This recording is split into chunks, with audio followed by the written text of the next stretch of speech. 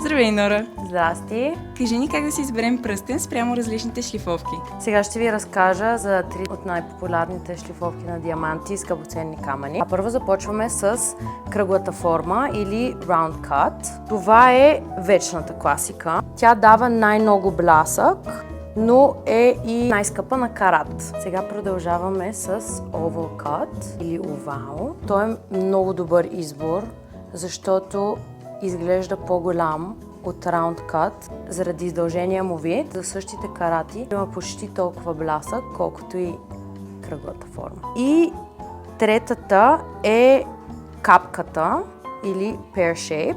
Много ми харесва, защото издължава пръстите много.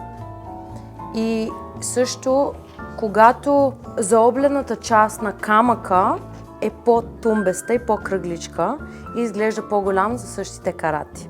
Чудесно! Много ти благодаря! И аз благодаря за следващия път.